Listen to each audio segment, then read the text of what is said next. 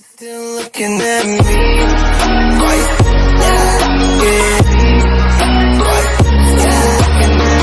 What's up, Mighty Gang? It's the Multitasker, and welcome back again to another reaction because it's Death Battle time. Because it's Genos versus War Machine, One Punch Man versus Marvel, and this is going to be a very interesting of this because you have two fighting machines, which Genos, a power cyborg that lives for a purpose to avenge his family that they were brutally murdered by a renegade cyborg, and you have Jim Rhodes, who served in the military and once as the head security of the Stark Industries, that now basically have his own set of armor with lots of guns, and I don't know what to expect of it. So since that my night is over, and I think it's at that time I have to unwind and begin to see who's gonna win. So without further ado, it's time to react. Sometimes the most awesome heroes aren't born, they're made. Like when I got my shotgun leg. Well, at least some heroes know what to do with their new abilities. Like Genos, the cyborg sidekick of One Punch Man. And War Machine, best friend and understudy to Marvel's Iron Man. He's Wiz and I'm Boomstick. And it's our job to analyze their weapons, armor, and skills to find out who would win a death battle. You ever think about how if there weren't so many villains blowing up fictional places, we wouldn't have so many awesome heroes? Genos was a happy 15-year-old living a quiet life, until his family and town were obliterated by a deranged cyborg. Thankfully, he was saved by a scientist, and Genos had one request. He wanted to be a powerful cyborg too. Weird. I mean, I guess he really liked how the other cyborg violently murdered people. No, this was a means for revenge. Genos set out on a walkabout of justice. Though it wouldn't be long until he found his match in the one and only Mosquito Girl. This bug's making me pitch a tent, and not to keep her out, if you know what I mean. Luckily, another hero stepped in to save the day. Look out! It's the One Punch Man himself! Understandably impressed, Genos asked that Saitama take him on as a student. Caped Egghead here wasn't too excited about having a sidekick, but they eventually became buds. The two were quite the dynamic duo. Genos in particular rose to fame thanks to his adoring fans. Yeah, he's pretty popular with the ladies, obviously. No such luck for Baldy McPuncherson, though. To improve his hero work, Genos received numerous upgrades and repairs from Dr. Kusano, the same man who turned him into a cyborg in the first place. Mostly because he can't get out of a fight without something getting blasted off. He's got super durable armor over his entire body, and he can pop his limbs on and off like a friggin' lizard tail. Genos' limbs and body are incredibly strong, able to easily defend against powerful attacks. And the metal that makes up his body has been upgraded to protect against stuff like acid or heat, on top of them boosting his speed and overall power. He has multiple niche upgrades as well, such as an adhesive he can spray from his heels to immobilize foes. Talk about a sticky situation, right, Wiz? Well, he only needs to use the goop if he hasn't already noticed his opponents with his hyper sensors or weird cyborg eyes, which can zoom and enhance the most distant of evildoers. Dun dun! His eye can see in infrared or track image signatures. And it can shoot a blast of blinding light. Solar flare! But there's far more weaponry across his body. Hidden blades, arm missiles, and electric shocks, just to name a few. With his rocket boosters, he moves faster than almost anyone. And he can even fly. Well, sort of. You didn't even mention that his arms have freaking cannons in them. These are his incinerators, powerful blasters of fire of which he can control the size of the resulting explosions. And slapping both arms together makes the more powerful spiral incinerator blast. Then there's his Ultra Helix incinerator. If only I had two shotgun legs, I could put both of them together for an Ultra Leg Blast. How would you even know? Oh, I mean, it's not that hard. All you do is first you lift one leg like this, and then you just lift the other one. Oh, God, I fell on my keys. Anyway, the incredible energy of his Ultra Helix incinerator comes directly from a power core housed in his chest, which powers most of his tech. But even with so much firepower, his physical attacks are awesome too. Like the time he jet drive arrow kicked this Elder Centipede asshole so hard in the teeth. His incinerators are powerful enough to eradicate monsters, buildings, and even mountains. By using the smallest mountain in the world as a reference, the size of the damage and the fact that he vaporized that thing makes it a feat worth 66 kilotons of TNT. Not only is Genos strong, he's incredibly fast, moving faster than the human eye can see. He targeted and struck this city-destroying meteor rocketing through the sky. And those big boys are no joke. What big boys? Meteors! Those things killed the dinosaurs. Well, the fact that he was able to actually hit the big boy, not just target it, means he must have been moving 200 times faster than sound. Genos is badass enough that he can survive getting hit with his own incinerator cannons, on top of managing to withstand getting crushed by mosquitoes. Like, a shit ton of them. By measuring the size of that swarm, we deduced he's being crushed by 65 trillion mosquitoes, a combined weight of That's a lot of 358,000 tons. Please, God, let me go any way but that. While a skyscraper-sized bundle of bugs is impressive, Genos has also withstood a runaway train slamming into him. Luckily, it didn't make a dent on his power core. Without that, he wouldn't be able to do pretty much anything. Right, the power core is unfortunately the core of his weakness as well. Oh, I was just about to do that one. Anyway, one time, Genos tried to use that core to self-destruct just to kill that annoying mosquito chick. Now, that might sound crazy to you, but have you ever had to deal with 65 trillion mosquitoes all at once? I'd do it. Regardless, Genos has shown time and time again that he's a fearsome hero to contend with. Sure, he hasn't found his family's killer yet, but he has found a new family with Saitama and friends, and he'll keep getting stronger and stronger. I will eliminate you. Stay right where you are. He was the coolest mofo in the first season. For some young boys like James Rhodes, joining the military seems the best way of making something of themselves. And Rhodey fit right in with his knack for machinery. He got top marks in the Army and became a pilot. Eventually becoming an expert in aviation engineering and military combat. Then, on one fateful mission, his helicopter was shot down. Things didn't look good, but then Iron Man showed up. Turns out Rhodes wasn't the only one in trouble. Tony Stark was stranded without enough power for his suit and asked for his help. The two began an epic adventure that turned them into close friends. Rhodes stepped into the shoes of a superhero and became a man his younger self would be proud of. And being Tony's best bud had some perks, like taking over as Iron Man sometimes. Who wouldn't jump into that suit at the first chance? Next time, baby. And eventually, Tony offered Rhodes a superpowered suit of his very own. That's when regular old James Rhodes became War Machine. Oh yeah, it's like Iron Man but with more guns. Rhodes had spent years trying to find his place in the world. As War Machine, he found a way to truly make something of himself. He already had tons of combat experience from the Army and a bit of PTSD, but, you know, you win some, you lose some.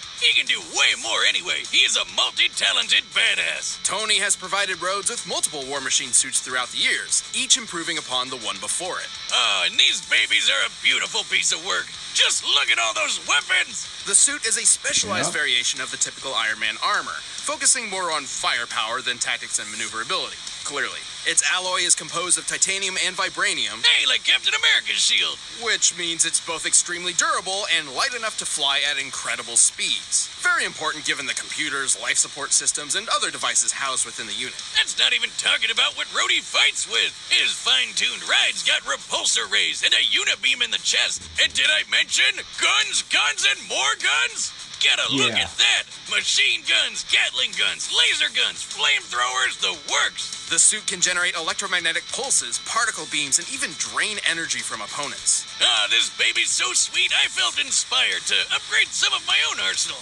Oh, if you know what I mean. Please tell me you did not. I don't think I want to.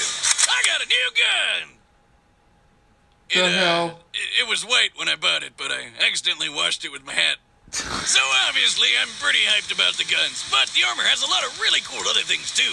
His most up-to-date suit includes incredible chameleon systems that allow him to not only become invisible, but intangible, bypassing scanners and phasing through walls. You know, I can really use that next time you try to stab me with a trident. Iron Man One 2.0 time, series. and in the most dire of circumstances, War Machine has a self-destruct function he can call upon to make sure his tech doesn't fall into the wrong hands. I mean, this work of art can scan for things like weird light and electromagnetic signals. But even if Rhodey doesn't see it coming, he can handle the craziest of attacks. Not only has he been thrown through a mountain with enough force to cause an earthquake, He survived getting nuked. You see the size of that crater? Compared to War Machine himself, this looks like the explosion was over 2.5 megatons of TNT. Wow. And the suit is fast enough to fly into orbit and out into space. Take that, Elon Musk! No, but please send me one of your flamethrowers. Sorry, not a flamethrower.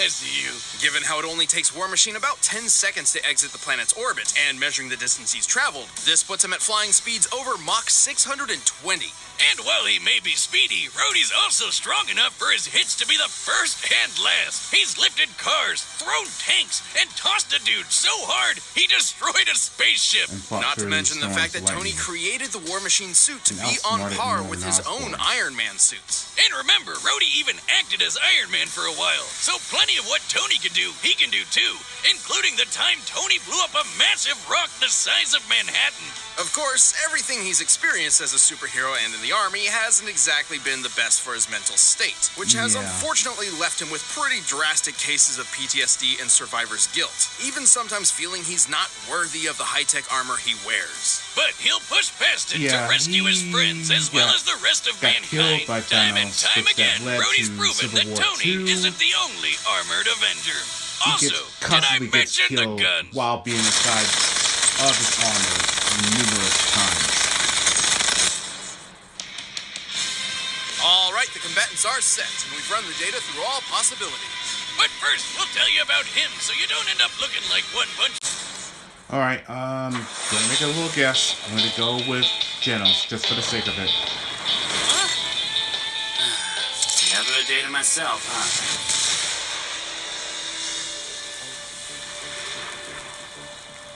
Hey there! Destruction of property is a serious offense, young man. One more of you, huh? Come for vengeance? I'll turn you to scrap! Huh. They're going with just a 2D animation. Their style of animation. Okay, that's not too bad. That's not too bad.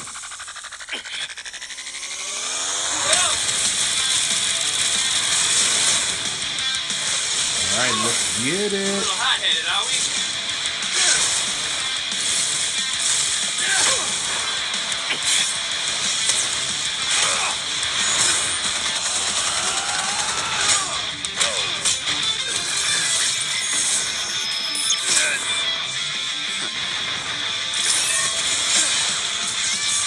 Say cheese.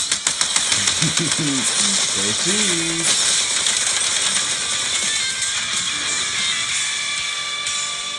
Need a hand? I already have one!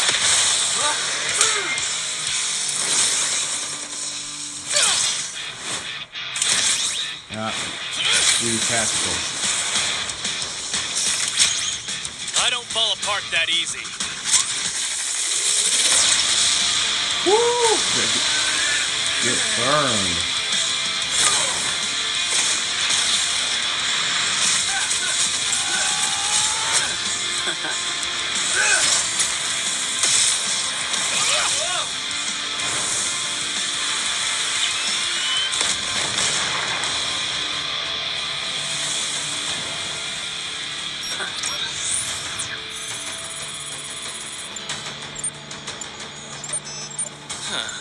I guess he ran off.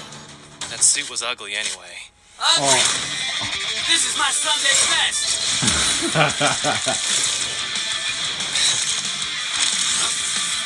Nice.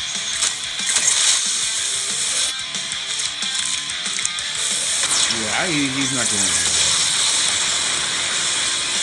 Oh, such a reminder of the ending of the Cell Saga.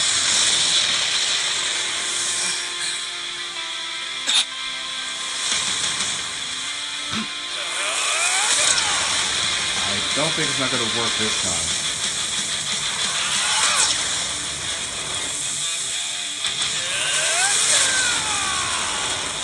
Come on, die already!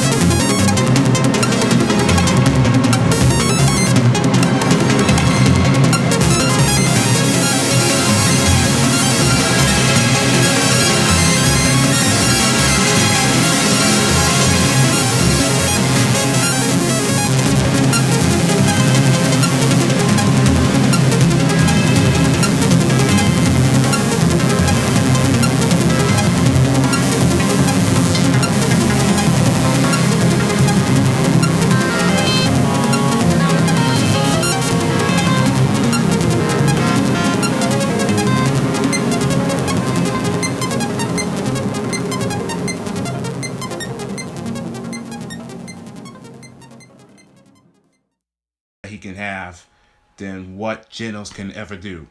So as soon as he just used the full the elixir incinerator cannon, and that his armor is completely in one piece, evidently I knew that it wasn't gonna work, and and how tough and durable that the armor is. It was basically there was no way he's gonna win.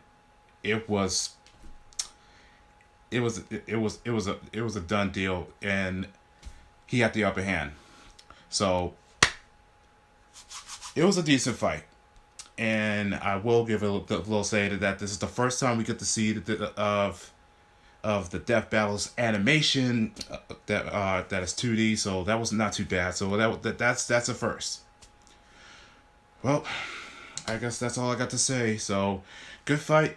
So if you actually enjoyed this, and if you agreed of the results of the fight was, let me know on the comment section, and also don't forget to smash those likes.